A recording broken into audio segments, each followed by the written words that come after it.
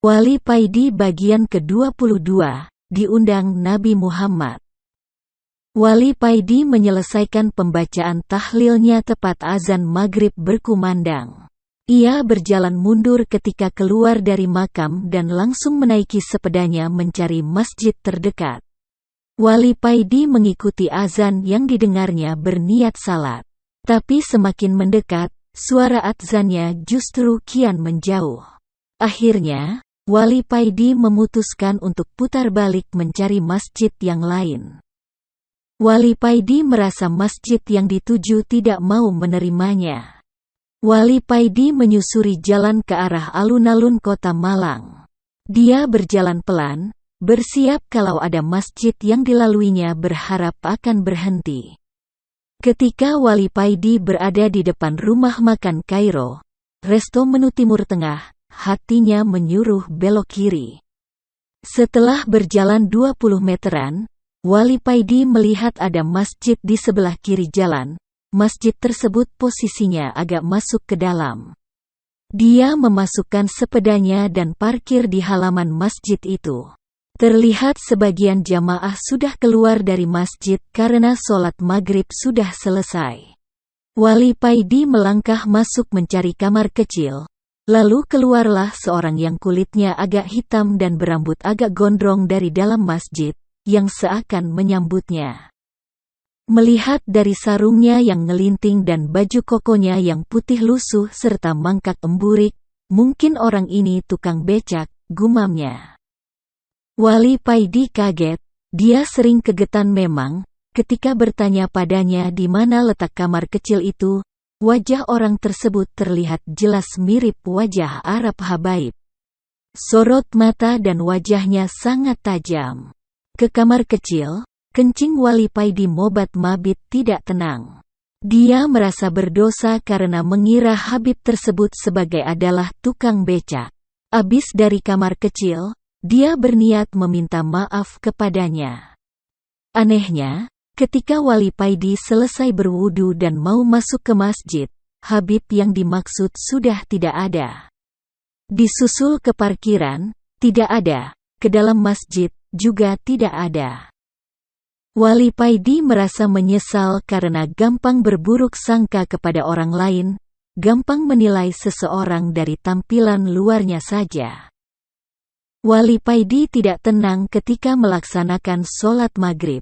Dalam salatnya, dia meminta kepada Allah untuk dipertemukan dengan Habib tersebut. Mengakhiri sholat, mengucapkan salam, menoleh ke kiri, ajibnya, Habib yang dicarinya sudah berdiri di samping. Ya Allah, ini siapa sebetulnya?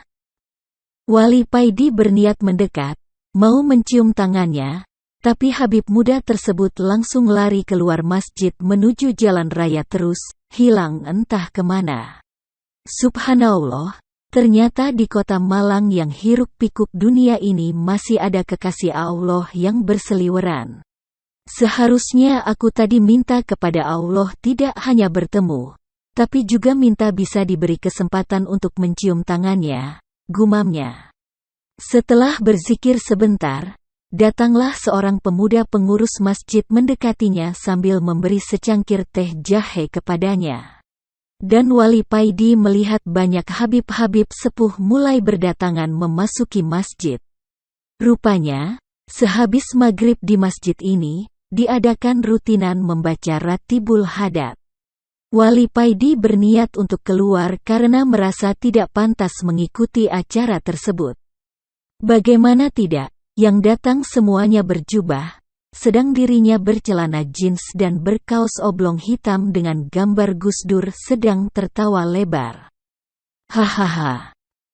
Ketika Wali Paidi berdiri, dia mendengar suara tanpa wujud yang berkata kepadanya, "Hatif, kamu mau pergi kemana?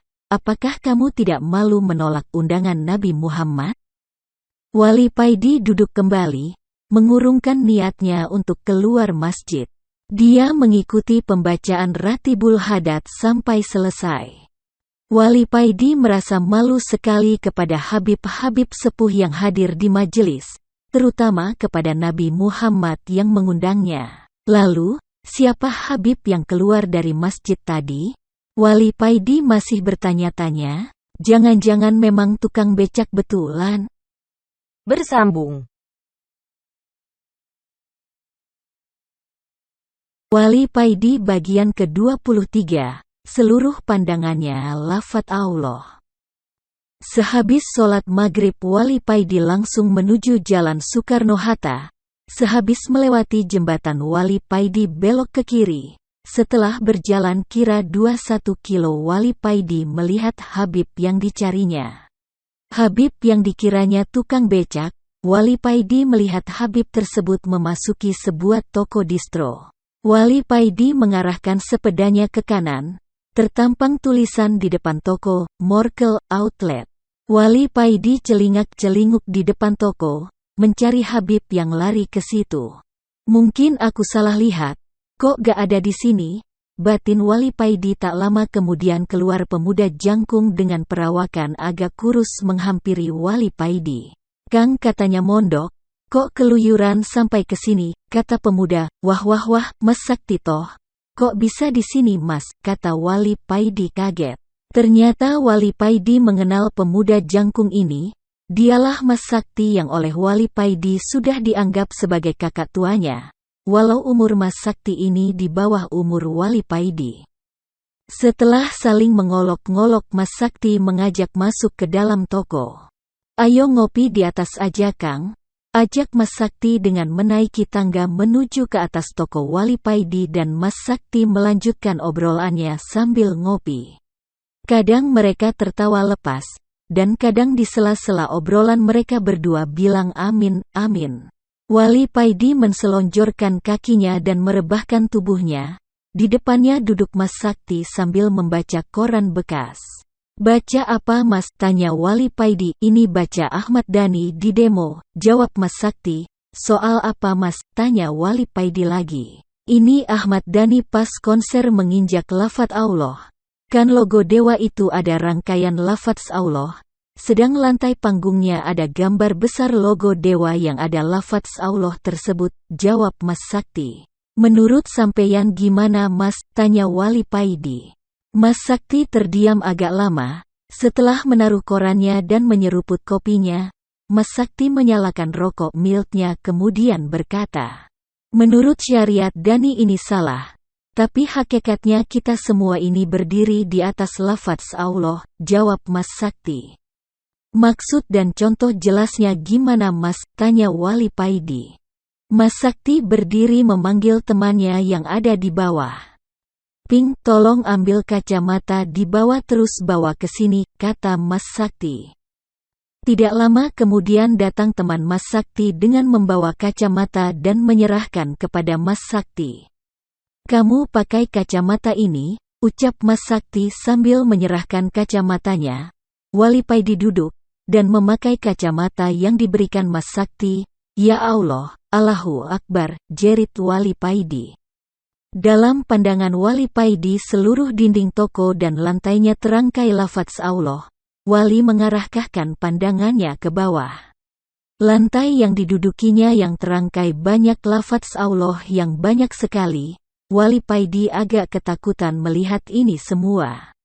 Dan Wali Paidi juga melihat nafas yang keluar dari hidung Mas Sakti membentuk lafaz Allah.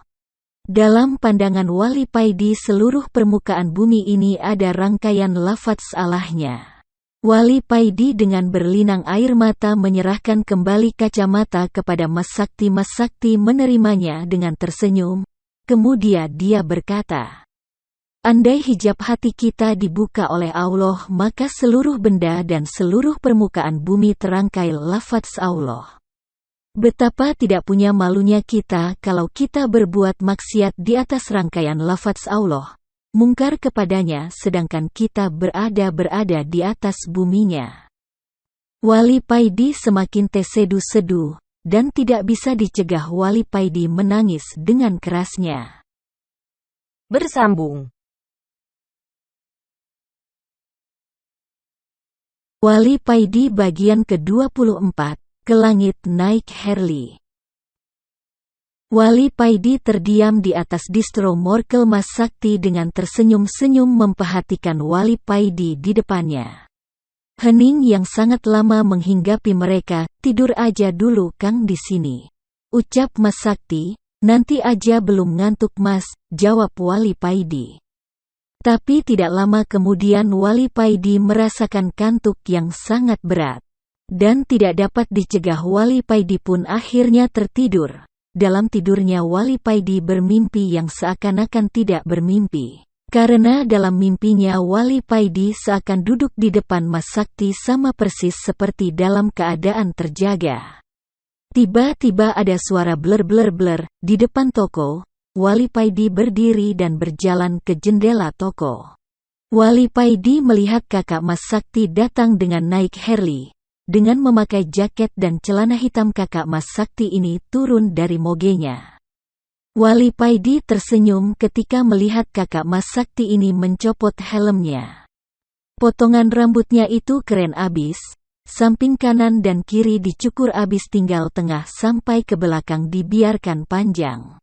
Wali Paidi dalam mimpinya cuma terdiam, dia melihat Mas Sakti turun menyambut kakaknya. Tidak lama kemudian mereka berdua naik ke atas toko. Wali Paidi maju dan mencium tangan kakak Mas Sakti. Ini to Wali Paidi ucap kakak Mas Sakti. Inggih Mas enggih niki larene, jawab Mas Sakti. Setelah ngopi dan merokok sebentar terdengar suara lagi bler-bler-bler, rupanya ada Harley lagi yang datang. Itu Bang Yik Terongan udah datang, ayo berangkat. Ayo kamu ikut juga, kata kakak Mas Sakti kepada Wali Paidi. Wali Paidi berboncengan dengan Yik Terongan sedang Mas Sakti berboncengan dengan kakaknya. Wali Paidi seumur-umur baru kali ini merasakan naik Harley dengan kecepatan yang tinggi. Wali merasakan dalam mimpinya seakan jalan yang dilaluinya ini menuju ke langit. Mereka berempat baru berhenti ketika di depannya berdiri dengan megah sebuah istana yang sangat indah.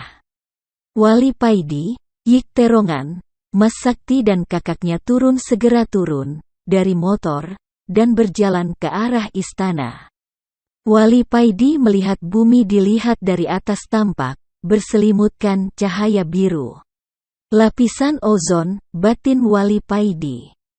Kakak Mas Sakti mendekati Wali Paidi. Dengan menepuk-nepuk pundaknya Wali Paidi, kakak Mas Sakti ini berkata, "Apa yang kamu lihat itu memang banyak yang menyebutnya sebagai lapisan ozon. Sebenarnya lapisan biru yang mengitari bumi itu adalah cahaya iman yang terpancar dari hati setiap orang Islam. Kalau iman umat Muslim semakin tipis maka lapisan biru itu juga akan menipis. Dan cahaya matahari akan langsung masuk menerobos bumi. Kalau cahaya iman sudah habis maka terjadilah kiamat," jelas kakak Mas Sakti kepada Wali Paidi. Setelah menjelaskan tentang lapisan ozon, kakak Mas Sakti mengajak Yik Terongan dan adiknya untuk masuk ke dalam istana. "Kamu belum waktunya masuk, jaga motor aja di luar," ucap kakak Mas Sakti kepada Wali Paidi. "Hahaha, santai aja sebentar lagi sampeyan boleh masuk," olok Mas Sakti. "Siap bos," ucap Wali Paidi. Bersambung.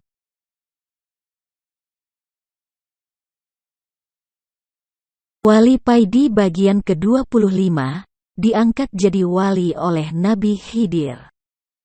Setelah mendapat banyak karunia di Malang, Wali Paidi kembali ke pondoknya. Mbah Kiai yang tahu kedatangan Wali Paidi merasa sangat senang. Dan langsung menyuruh santri untuk memanggil Wali Paidi dan menghadap kepadanya. Wali Paidi yang mendengar titah gurunya itu langsung pergi ke dalam. "Assalamualaikum," ucap Wali Paidi ketika berada di depan dalam.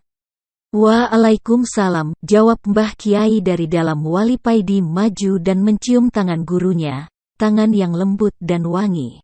"Ayo duduk," Mbah Kiai mempersilahkan Wali Paidi duduk.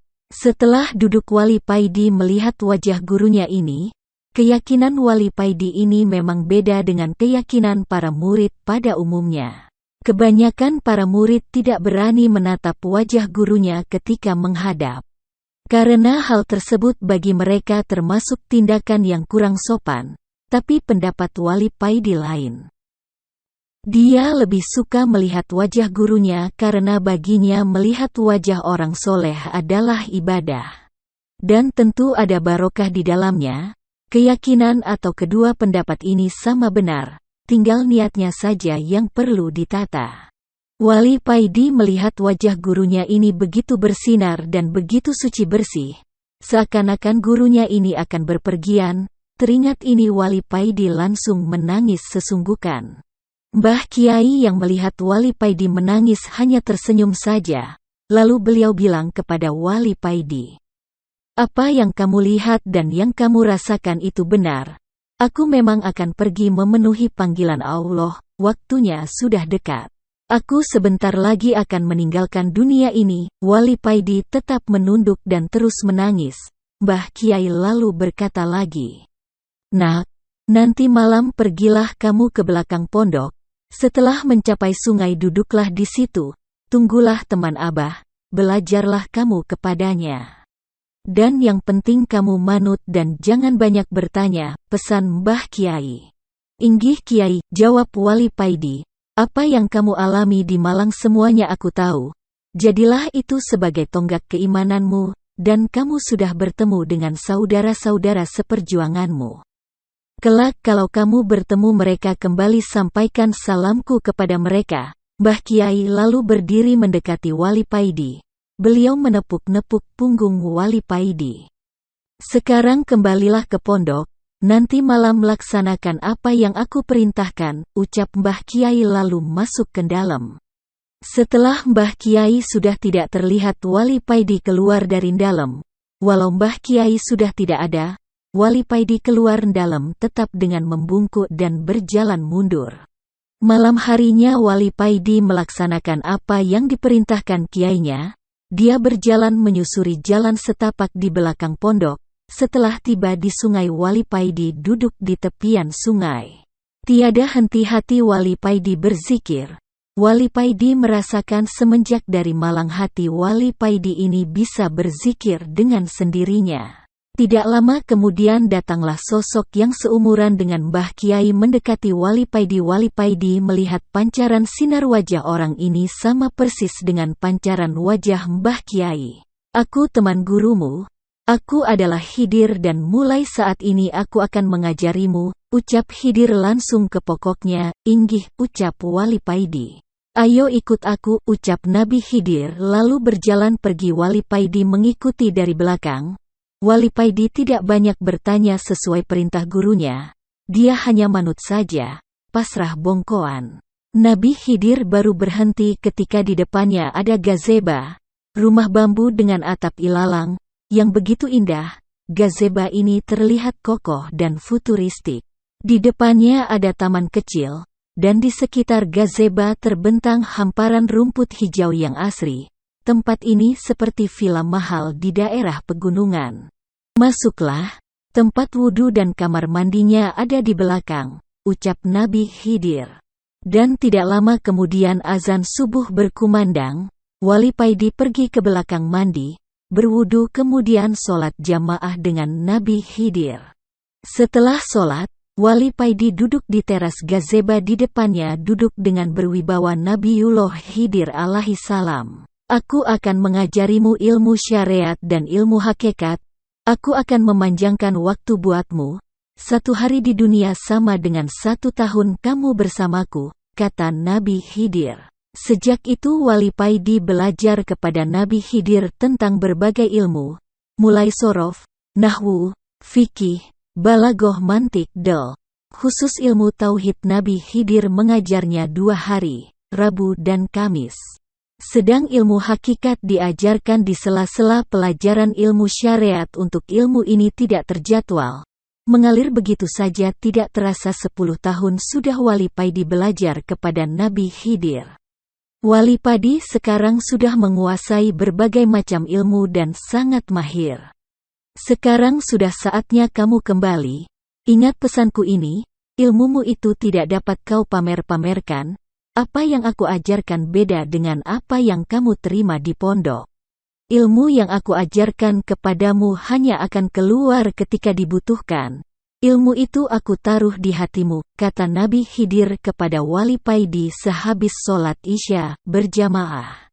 Inggih, ucap Wali Paidi. Nanti kamu jagain kaget. Karena waktu yang kamu habiskan di sini selama 10 tahun, sama dengan 10 hari ketika kamu di pondok, ucap Nabi Khidir. Hari itu juga Nabi Khidir mengantarkan Wali Paidi ke tempat pertama kali mereka bertemu, setelah menyampaikan pesan-pesan. Nabi Khidir pergi meninggalkan Wali Paidi. Wali Paidi masuk pondok tepat azan subuh berkumandang. Sejak saat itu Wali Paidi seakan mempunyai ilmu laduni. Para santri mengira seperti itu karena Wali Paidi hanya pergi 10 hari tapi setelah kembali ilmunya menjadi begitu luar biasa. Padahal ilmu yang didapat oleh Wali Paidi diperoleh dengan rajin belajar selama 10 tahun. Tidak lama kemudian Mbah Kiai memang benar-benar pergi meninggalkan dunia ini menghadap Sang Ilahi. Berita tentang kematian Mbah Kiai tidak begitu menggemparkan. Karena Mbah Kiai bukan kiai terkenal, prosesi pemakaman biasa saja, hanya para santri dan tetangga sekitar. Tapi ada yang unik ketika prosesi pemakaman dilakukan, ada puluhan orang tak dikenal berdiri mengitari makam, ada yang berjubah dan bersorban. Ada yang berjas dan berdasi, ada juga berpenampilan seperti gelandangan. Setelah prosesi pemakaman selesai, ada sosok yang sangat akrab menghampiri Wali Paidi, sosok Nabiullah Khidir. Mereka yang hadir yang tidak dikenal orang di sini adalah teman Mbah Kiaimu. Mereka semua ini waliullah. Dan aku bersama mereka telah sepakat menunjuk kamu sebagai ganti dari gurumu, kata Nabi Khidir. Wali Paidi tertegun tidak bisa berkata-kata. Lalu Nabi Khidir berkata lagi kepadanya, kamu sekarang menjadi wali badal, wali pengganti. Bersambung. Wali Paidi bagian ke-26, menjadi kayu bakar neraka. Masa kecil Wali Paidi. Kisah ini terjadi ketika Wali Paidi masih kecil. Berjalanlah dengan menunduk seorang kiai kampung yang sudah sepuh. Tampak sarung BHS-nya yang lusuh pemberian orang 5 tahun yang lalu. Dan baju takwa yang sudah tidak bisa dibilang putih menghiasi tubuhnya yang ringkih. Kiai ini menuju musola sederhana yang berada di samping rumahnya. Kiai sepuh ini dengan agak gemetar memasuki musola. Setelah membuka pintu pagar dari kayu yang sudah lapuk, Kiai ini masuk ke dalam. Dilihatnya ada anak kecil yang bersandarkan dinding duduk bersila dengan memangku sebuah Al-Quran. Tampak pundak anak kecil terlihat berguncang-guncang karena menahan tangisannya yang memilukan. Kiai sepuh ini mendekati anak tersebut. Setelah dekat barulah Kiai sepuh ini mengenali siapa anak ini. Loh, Nak Paidi, mengapa kok nangis begitu? Ucap Kiai dengan memegang pundak Paidi kecil. Ini Mbah, dalam surat Al-Baqarah diterangkan kalau kayu bakar neraka itu adalah para manusia. Ucap Paidi kecil dengan suara terbata-bata. Nak, kamu kan masih kecil, kamu masih suci, kamu gak akan masuk neraka, ucap Kiai menghibur dengan suara bergetar. Paidi kecil ini menjawab, Mbah, kalau panjenengan pernah lihat tungku pembakaran, pasti yang dimasukkan ke tungku pertama kali untuk menyalakan api adalah ranting-ranting kecil. Paidi kecil menunduk, terdengar suara tangisannya semakin keras. Tampak Quran yang dipangkunya basah terkena air matanya. Kiai sepuh ini gemetar kakinya mendengar jawaban Paidi kecil, dan Kiai sepuh ini jatuh terduduk. Kiai sepuh ini menangis sesunggukan. Ya Allah, astagfirullah, rintih Kiai sepuh. Paidi kecil terkejut, serta-merta dia merangkul Kiai sepuh. Dia merasa bersalah karena menyebabkan Kiai sepuh bersedih. Jadilah keduanya saling bertangis-tangisan. Mbah, jenengan gak usah bersedih. Saya tahu dan bersedia menjadi saksi kalau Mbah Kiai adalah orang yang baik, dan saya yakin kalau Mbah Kiai kelak terhindar dari api neraka, ucap Paidi kecil menghibur. Dengan masih menangis Kiai sepuh ini menjawab, "Nak, dalam tungku pembakaran, kayu yang paling lama dan terakhir dibakar adalah kayu bongkotan, kayu yang sudah tua seperti aku ini. Tidak bisa dicegah." Pecahlah tangisan kedua, mereka saling berangkulan dan sama-sama menangis, pemandangan yang begitu menyayat hati. Esok harinya Kiai sepuh ini sakit, Kiai sepuh tiada henti-hentinya menangis. Kalau ditanya orang-orang yang menjenguknya mengapa Kiai tiada berhenti menangis, Kiai hanya menggelengkan kepala dan terus menangis. 1 minggu kemudian Mbah Kiai ini dipanggil Yang Maha Kuasa. Inna lillahi wa inna ilaihi rojiun.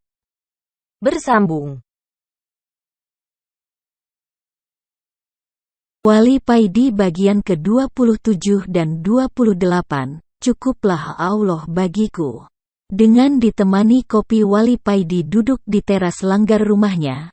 Pagi itu Wali Paidi teringat dengan aktivitas salah satu putra Kiai yang dikenalnya, Gus Abu Baradewa. Gus ini sangat low profile, pakaiannya sederhana dan itu-itu saja gak pernah ganti, kaos oblong lusuh dan celana training. Bukan karena gak pernah ganti, tapi pakaiannya yang bagus-bagus sering diberikan kepada orang lain, sampai adik-adiknya jengkel, khususnya adik perempuannya. Gus Abu Baradewa ini wajahnya biasa tapi sorot matanya ini sangat teduh dan terkesan sayu. Banyak putri-putri Kiai yang jatuh hati padanya. Adik-adik perempuan Gus Abu ini kalang kabut.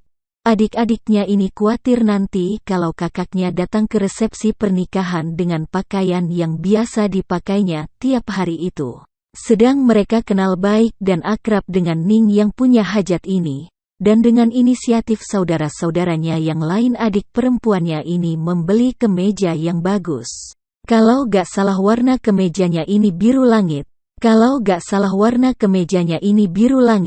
Ketika memberikan kemeja kepada Gus Abu, adiknya ini mewanti-wanti supaya kakaknya memakai kemeja yang diberikannya. Acara resepsi akhirnya tiba. Adik Gus Abu ini datang duluan ikut rewah atau embiodo di tempat acara. Hatinya ketar-ketir menunggu kakaknya datang. Ketika rombongan kakaknya datang, adiknya ini langsung berlari. Dilihatnya kakaknya duduk di depan dengan memakai kemeja yang dibelikannya. Adiknya ini jadi lega dan tersenyum tenang. Tapi alangkah kagetnya dia ketika melihat kakaknya ini turun dari mobil. Kakaknya ini tetap memakai celana training kebesarannya. "Wah, aduh," ucap adiknya dengan terbengong. Wali Paidi menyedot rokoknya. Dia masih terkenang dengan Gus yang dikenalnya, Gus Abu Baradewa. Setiap pagi Gus Abu Bara ini berkeliling melihat gubuk para santri abahnya, mengecek siapa yang sudah kehabisan beras. Melihat tanamannya, ada bunga, obat herbal dan lain-lain, dengan telaten Gus Abu memeriksa satu demi satu. Setelah beres, Gus Abu ini pergi ke dalam mengambil jagung, memberi makan ayam dan puluhan burung dara. Para santri kadang gak tahu siapa yang ngasih beras. Karena kebanyakan para santri tidurnya pagi sehabis duhaan, mereka sendiri terlalu tawakal jadi gak sempat ngecek berasnya habis apa tidak. Hehehe. Setelah semuanya beres, Gus Abu ini pergi ke pasar diantar santri dalam dengan naik becak, mencari lauk pauk buat kepentingan para santri. Selama di atas becak tidak henti-hentinya mendoakan orang yang ditemui dan dilewatinya. Sampai di pasar Gus Abu Baradewa ini masih terus melanjutkan doanya. Setiap barang yang disentuhnya didoakannya. Kalau belanjaan dirasa cukup, Gus Abu ini pulang dan mampir ke kios koran, membelikan koran buat adik-adiknya. Tabloid masak dan fashion buat adik-adik perempuannya, tabloid olahraga, koran politik dan ketatanegaraan buat adik-adik lelakinya. Tak lupa juga membeli bubuk kopi buat para tamu. Setiap hari dan setiap abis dari pasar uangnya juga abis gak tersisa. Kalau gak abis Gus Abu ini gak akan pulang. Sesampai di rumah Gus Abu ini istirahat sebentar. Dan mulai menemui tamu sampai malam bahkan sampai malam hari. Tanpa disadari Allah memberi pelajaran melalui Gus Abu ini buat siapa saya yang mau bertafakur dan bermata hati. Betapa manusia itu harus berusaha rahmatan lil alamin karena itu adalah salah satu tanda insan kamil. Sosoknya yang jenaka dan lemah lembut bukan berarti Gus Abu ini gak sakti dan gak berani. Tapi Gus Abu ini sudah mulai masuk pada konsep cukuplah Allah bagiku. Dan gak ada perasaan was atau khawatir tentang Allah, dan gak ada perasaan takut terhadap apapun kecuali takut kepada Allah. Pernah suatu ketika Gus Abu ini membela temannya, dan karena hal tersebut, Gus Abu ini harus berhadapan dengan 6 pendekar yang sudah kesuwur atau masyhur akan kesaktiannya. Ketika berhadapan Gus Abu ini hanya mengacungkan tangannya, seketika itu 6 pendekar ini lumpuh gak bisa bergerak. Wali Paidi menyedot rokoknya, dan berucap, "Gusti, derek kulo Gus Abu Baradewa Al-Fatihah." Bersambung. Wali Paidi bagian ke-30, musibah terbesar adalah terhijab dari Allah. Wali Paidi bercerita, "Aku duduk melingkar bersama 5 orang sepuh yang aku tidak tahu siapa mereka. Tampak dari wajah mereka, kalau mereka sedang berzikir sir dan menunggu seseorang. Tak lama kemudian datanglah seorang pemuda yang kelihatannya miring otaknya. Pemuda ini datang dengan memakai sarung yang dililitkan di lehernya bergaya seperti Superman. Dengan agak bergumam pemuda ini ngomong sendiri. Pemuda ini mengibas-ngibaskan sarungnya lalu mendekati kami. Pemuda ini berdiri di tengah-tengah kami dan melewati satu persatu 5 orang sepuh ini dengan menutupkan sarungnya ke wajah mereka. Ketika melewatiku pemuda ini tidak menutup wajahku dengan sarungnya. Pemuda ini mengitari kami sampai 3 kali. Dan setiap lewat pemuda ini tetap menutupi 5 orang sepuh ini kecuali wajahku saja yang tidak ditutupi sarungnya. Setelah berputar sampai 3 kali pemuda ini berhenti dan menengadahkan wajahnya ke langit, lalu beranjak pergi sambil berkata dengan jelas dan diulang-ulang. Musibah yang terbesar adalah terhijab dari Allah. Seketika itu juga menangislah 5 orang sepuh ini dengan menjerit-jerit aku hanya plungah-plunguh melihat itu semua. Bersambung.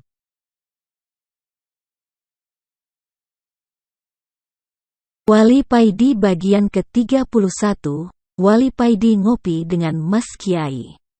Wali Paidi dengan perasaan gundah berniat pergi ke Tulung Agung sowan ke Mas Kiai. Dia sudah gerah ketika banyak yang melaporkan kepadanya. Kalau sekarang banyak para murid Mas Kiai ke sana kemari menjual nama Mas Kiai untuk kepentingan dirinya pribadi. Dengan meminta uang dan minta dihormati secara berlebihan. Ketika memasuki gerbang pondok, Wali Paidi melihat banyak orang duduk di sebelah musola, sekitar 5 orang yang duduk di situ. Terlihat mereka adalah orang penting di pondok sini. "Ada perlu apa Mas?" tanya salah satu dari mereka. "Sowan ke Mas Kiai," jawab Wali Paidi. "Oh keromo Kiai," jawab mereka. Terlihat dari jawaban itu, kalau mereka tidak suka dengan sebutan Mas Kiai yang disebutkan oleh Wali Paidi, menurut mereka kurang sopan. "Wah, sekarang Romo Kiai tidak di dalam. Sampeyan ke makam aja dulu, menunggu di sana," jawab mereka. "Inggih," jawab Wali Paidi. Ketika Wali Paidi mau beranjak pergi ke makam, ada suara yang memanggilnya. "Di, Paidi, ayo melu aku." Wali Paidi menoleh, dilihatnya Mas Kiai yang memanggilnya. Wali Paidi berbalik mendekati Mas Kiai dan mencium tangannya. Serentak kelima orang yang duduk di sebelah musola berdiri berniat ikut salaman ke Mas Kiai. Ternyata mereka duduk di situ juga menunggu Mas Kiai. Mas Kiai mengangkat tangannya. Beliau memberi isyarat kalau beliau tidak mau disalami. Mereka lalu duduk kembali. Wali Paidi mengikuti Mas Kiai keluar dari pondok. Mas Kiai menuju mobil yang berada di depan gerbang. Mas Kiai menyuruh Wali Paidi masuk ke dalam mobil. Di dalam mobil sudah ada adik-adik Mas Kiai. Wali Paidi menyalami mereka. Mas Kiai mengarahkan mobilnya ke selatan. Wali Paidi tidak tahu diajak kemana. Mobil itu baru berhenti ketika di depannya ada warung kopi. Mas Kiai turun diikuti adik-adiknya. Wali Paidi mengikuti di belakang. Warung kopi ini terlihat sederhana, tapi dari aroma kopinya, terasa kalau kopi di warung ini terasa nikmat. Adik-adik Mas Kiai duduk agak menjauh, sedang Wali Paidi dan Mas Kiai duduk satu meja. Wali Paidi belum berani mengutarakan niatnya ke Mas Kiai. Baru setelah pesanan kopi datang, dan Mas Kiai tampak sudah menyeruput kopinya, dan mulai menyalakan rokok milnya, Wali Paidi berniat mengutarakan unek-uneknya. Dari rumah saja Mas Kiai mendahului bertanya. Iya Mas Kiai, jawab Wali Paidi. Begini kadang Allah menguji hambanya dengan mendatangkan orang yang berniat menipu kepada kita. Apakah hati kita akan terusik dengan hal tersebut atau tidak? Seyogyanya kita dalam menata hati tidak boleh membedakan siapapun yang datang kepada kita. Hati kita tidak boleh kemasukan sifat benci ataupun tidak suka kepada siapapun, kata Mas Kiai. Setelah menghisap rokoknya, Mas Kiai berkata lagi, Allah mengujiku dengan mendatangkan para murid yang suka menjual namaku, suka meminta atas namaku. Dalam hal ini tidak boleh sedikit pun di dalam hatiku ada rasa benci atau tidak suka terhadap mereka. Karena Allah lebih berhak memutuskan apa yang dikehendakinya. Aku hanya membimbing mereka. Kadang Allah mengirim orang untuk menipuku. Apakah hatiku akan sedih dengan uang ratusan juta yang raib karena ulah mereka? Apakah hatiku akan benci kepada mereka? Ini semua ujian Kadang untuk menghajar nafsuku, aku malah memberi uang kepada mereka yang pernah menipuku. Kita harus menjaga hati kita jangan sampai kemasukan sifat-sifat tercela. Wali Paidi menunduk, dan tanpa bisa dicegah berlinanglah air matanya. Bersambung. Wali Paidi bagian ke-32. Mereka seakan sudah dalam kuburnya dan menjerit disiksa. Ya Allah, astagfirullah, ucap Wali Paidi dengan kaget dan spontan. Ketika sedang asyik buka FB, terdengar HP jadulnya berbunyi, kring, kring, kring. Wali Paidi melihat HP-nya, terlihat sebuah nama yang Wali Paidi sangat mengenal dan menghormatinya. Wali Paidi mengangkat HP-nya. Bro, ayo ngopi, suara terdengar dari seberang. Siap, bro, jawab Wali Paidi. Wali Paidi bergegas ganti pakaian, sarung wadimor dan baju ditanggalkannya. Dia ganti memakai celana yang bawahnya mengecil yang dia tidak tahu celana apa ini namanya. Kaos oblong ketat warna hitam dan rambut gaya seperti Kim Jong-2 yang lagi ngetren saat ini. Yang kanan kiri dipotong tipis tapi atasnya dibiarkan lebat mirip seperti sikat yang buat nyuci. Wali Paidi baru kemarin potong rambut model begini di tukang potong rambut Madura. Wali Paidi bergaya seperti ini demi menghormati teman yang mengajaknya ngopi ini. Wali Paidi ini sampai sekarang masih heran dengan temannya yang satu ini. Penampilannya, mas bro banget, padahal kalau tahu dan lama bergaul dengannya, temannya ini luas dan dalam laksana samudera. Wali Paidi berangkat, padahal dia belum tahu temannya ini ngopi di mana. Yang penting dia berangkat dengan niatan nyambung seduluran. Tidak lama kemudian HP-nya berbunyi, ada SMS masuk. Aku tunggu di Brojan Coffee, bunyi SMS. Oke meluncur bro, balas Wali Paidi dalam SMS-nya. Sekitar 1 jaman Wali Paidi sudah sampai di warung yang dimaksud, kafe yang bergaya modern dan gaul. Wali Paidi masuk ke dalam, dilihatnya temannya ini sudah ada di dalam bersama kawan-kawannya. Hai, sini bro, ucap temannya mempersilahkan duduk. Wali Paidi mengangkat tangannya, "Say hello," kemudian duduk. Tidak lama kemudian datang seorang perempuan menyodorkan menu kepada Wali Paidi. "Pesan apa bro?" ucap Wali Paidi kepada temannya. "Terserah bro," kata temannya. Wali Paidi mengambil menu dan membukanya. Wali Paidi mulai kebingungan dengan gambar menu yang dilihatnya. Gambar makanan dan nama yang aneh-aneh terpampang di depan Wali Paidi. Wali Paidi bingung karena selama ini Wali Paidi kalau ke warung tahunya hanya rawon dan nasi pecel. Wali Paidi mencoba melihat menu minuman. Wali Paidi tambah bingung karena gambar kopi hitam yang dicarinya tidak ada. Yang ada hanya minuman warna-warni dan aneh-aneh. Ada kopi tapi sudah dimodifikasi sedemikian rupa.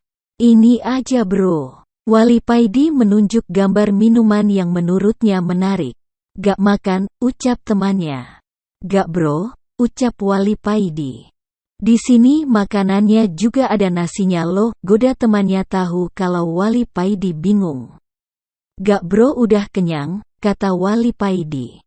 Wali Paidi sendiri tidak tahu mengapa dirinya merasa gak selera dan merasa kenyang setelah melihat gambar makanan ada di menu. Setelah makanan datang, mulailah Wali Paidi ngobrol-ngobrol. Asap rokok mulai mengepul di antara mereka. Mil, Samsu, Marlboro berserakan di atas meja. Suasana di kafe sangat ramai. Di sebelah meja Wali Paidi ada sekelompok muda-mudi yang sangat ramai, tertawa dan bersenda gurau dengan hebatnya. "Biarkan saja mereka bro, mereka itu masih mimpi. Nanti kalau mereka bangun mereka akan menangis-nangis," ucap temannya kepada Wali Paidi. Wali Paidi kaget. Tiba-tiba Wali Paidi seakan-akan melihat mereka yang sedang bersenda gurau itu sudah mati berada dalam kuburnya dan menangis menjerit-jerit karena siksa. Ya Allah, astagfirullah," ucap Wali Paidi dengan kaget dan spontan. Wali Paidi berdiri lalu duduk, berdiri lagi lalu duduk lagi. "Ya Allah, bro, gimana dengan diriku bro? Gimana dengan diriku bro?" ucap Wali Paidi dengan menunduk. Wali Paidi merasa dirinya selama hidup di dunia ini bagaikan orang yang tidur dan bermimpi. Dia sering melupakan Allah dan hanya mengejar kenikmatan dunia. Kelak kalau dirinya mati dia baru sadar, seakan bangun dari tidurnya. Astagfirullah, hanya itu yang keluar dari mulut Wali Paidi dengan lirih. Bersambung.